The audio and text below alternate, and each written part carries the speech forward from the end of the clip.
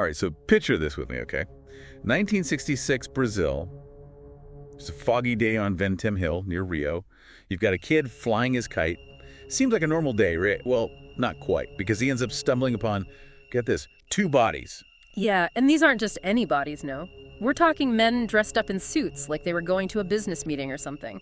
Except they're lying dead on a remote hillside with lead masks covering their eyes. Lead masks, can you believe that? I mean, you all requested a deep dive on the lead masks case, and let me tell you, it's one of those mysteries that just grabs you from the start. So many strange details, no obvious answers, just a whole lot of speculation. It really is a wild one. Okay, so for the record, the date was August 20th, 1966. The victims were Manuel Pereira de Cruz and Miguel Jose Viana. They were electronics technicians, and they had traveled, get this, over 200 kilometers from their hometown. And if those lead masks weren't enough, the most baffling clue at the scene was this cryptic note. Oh yeah, the note. What did it say again? It's been a while. All right, so from what I remember, it read 16.3 euro be at the agreed place, 18.3 ingest capsules, after effect protect metals await signal mask. I mean, come on, it sounds like it's straight out of a spy thriller. Seriously. Yeah. A meeting, capsules, a signal, and those masks. Plus, they traveled a long way to get there. Seems kind of planned in a way, but also, who wears lead masks? Right, that's the million-dollar question. And it gets weirder because witnesses who saw them on their trip said the men seemed super nervous, like they were in a hurry, almost like they were on some kind of secret mission. Nervous, like someone was after them. Okay, hold on. My head's spinning a bit. Let's back up for a sec before we get into all the theories. What do the authorities actually know about, what were their names again? Manuel and Miguel. Manuel Pereira de Cruz and Miguel Jose Viana. And to add to the mystery, they weren't just electronics technicians. They were really into spiritualism and UFOs. Wait, hold on. They were into spiritualism. Now that changes things. Right, and it's definitely fueled a lot of the speculation surrounding the case. So are we talking, like, full-on alien encounters here?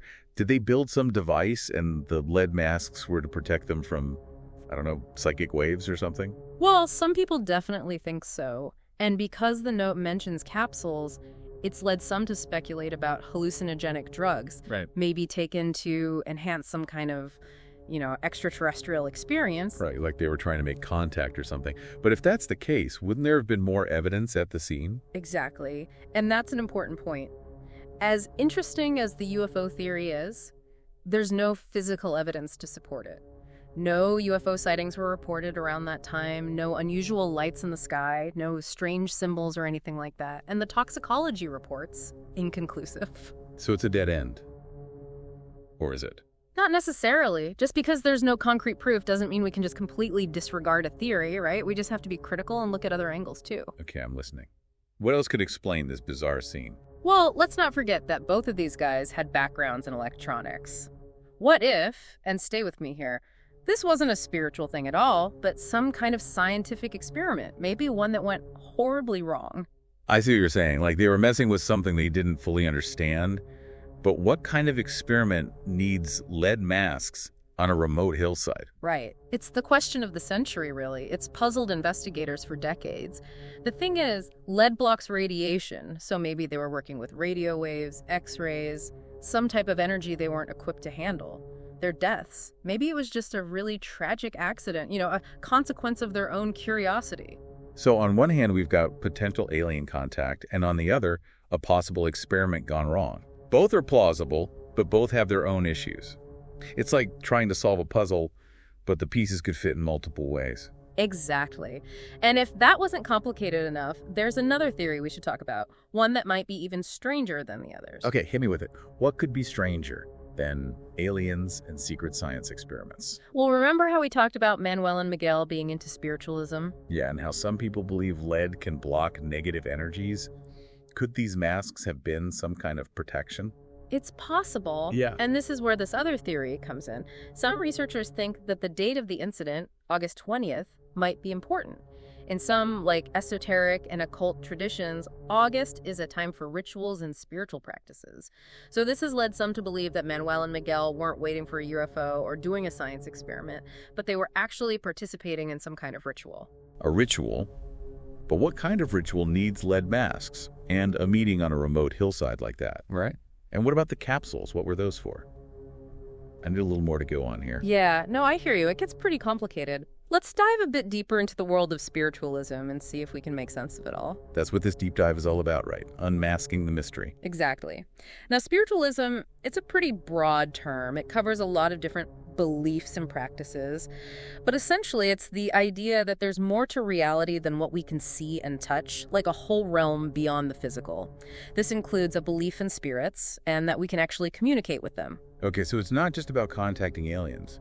But how does any of this explain the lead masks? Well, in certain spiritualist traditions, there's this belief that certain materials, like lead, have special properties that can influence spiritual energies. Like how some people think crystals have different energies and stuff. Exactly. Some believe that lead can act as this barrier, blocking out bad energy or entities. So they were trying to protect themselves from something. But from what? And what signal were they waiting for? Man, that is the question, isn't it? Unfortunately, the note is super vague, and we don't really have more context. It's almost impossible to say for sure what they were expecting. Some researchers have looked into old myths, local folklore, even rumors of energy vortexes on certain hillsides, trying to find some connection to this case. Wow. This is a lot to take in. So we've got aliens, secret science, and now maybe a spiritual ritual gone wrong. It's like the universe just threw all its weirdest ideas at this case and said, good luck. You got that right, and that's a big part of what makes this lead mask case so fascinating. It just refuses to be put into a neat little box. But if we're going to try and find some answers here, we've got to keep digging. And dig we shall. All right, so before we went down that rabbit hole, we were talking about how this case has more layers than an onion. Spiritualism, rituals, lead masks as some kind of energy blocker.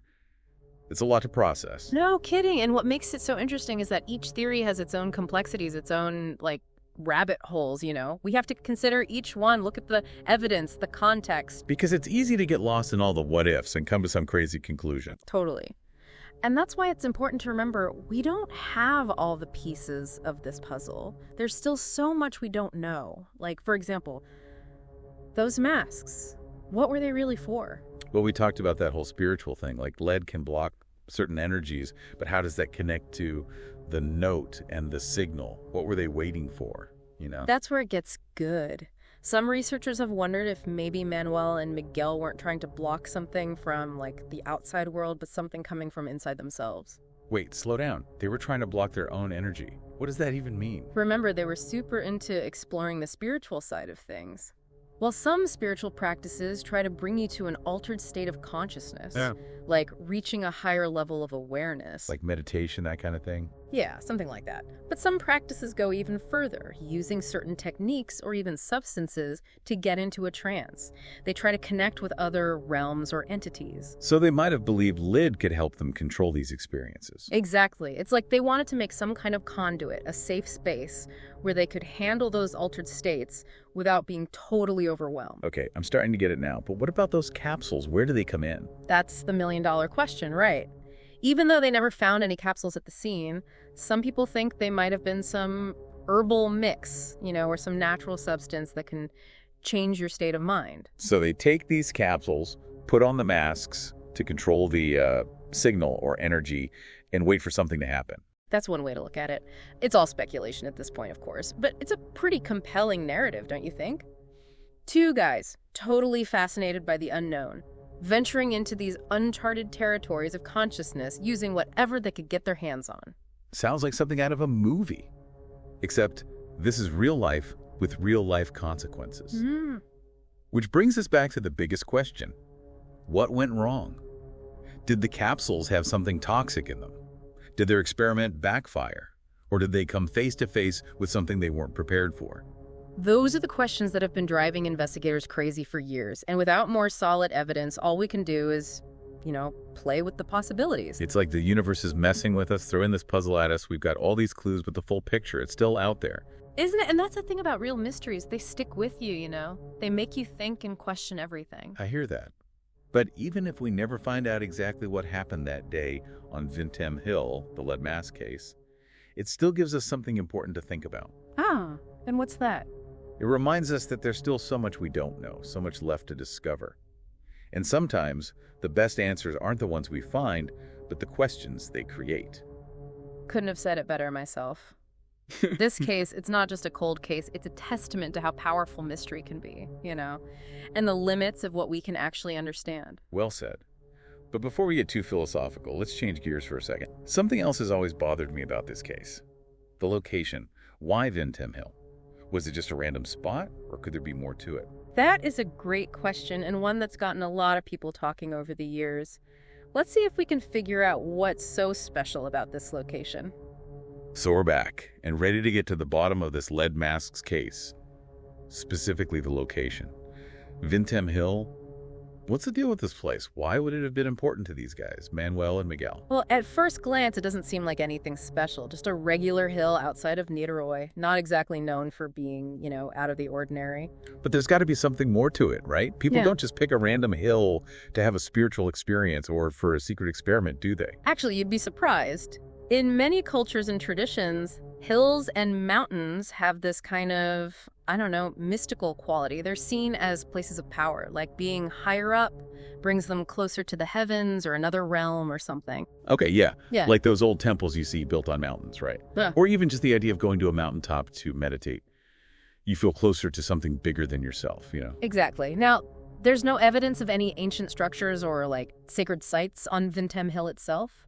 But it's possible that these guys, Manuel and Miguel, they believed it had a certain energy, like it was significant to whatever they were doing. So they weren't drawn to a specific spot on the hill, but more like the hill itself. Yeah. The energy, the vibe, all of it. Yeah, that's a good way to put it. Remember, we're talking about guys who are all about spiritualism, about exploring things you can't see. Maybe they were drawn to Vintem Hill based on a feeling, a hunch, something they felt more than something they actually knew, if that makes sense. So Vintem Hill, it was like their own personal portal to another dimension, their own little meeting place with the unknown. It's definitely a possibility, and it adds another layer to this whole thing, doesn't it? We might never know the exact reason they chose that spot, but they traveled over 200 kilometers to get there. It had to have meant something to them. It's like the hill itself is a witness to whatever happened, holding secrets we might never know. That's the truth, and that's what's so captivating about the lead masks case. It goes beyond time and place, this reminder that even in a world where we think we know everything, there are still things we don't, mysteries that can't be solved. Mysteries, like the lead masks case, they remind us that sometimes real life is way stranger than anything you can make up. This wasn't a story in a book. This was someone's life, their mystery. We might not ever have all the answers, but we keep talking about it, exploring the details, looking at all the angles. So, what do you think happened on that hillside? Did Manuel and Miguel stumble onto something we could never understand, or was it a terrible accident, a consequence of their curiosity? It's a question without an answer, lost to mystery, just like so much else in this case. And that's where we leave you today. More questions than answers, but that's how it goes sometimes. The best mysteries are the ones that stay with you, the ones that make you think. Thank you for watching. If you liked this video, please hit the like button and subscribe the channel. Please share your feedbacks and thoughts through comments.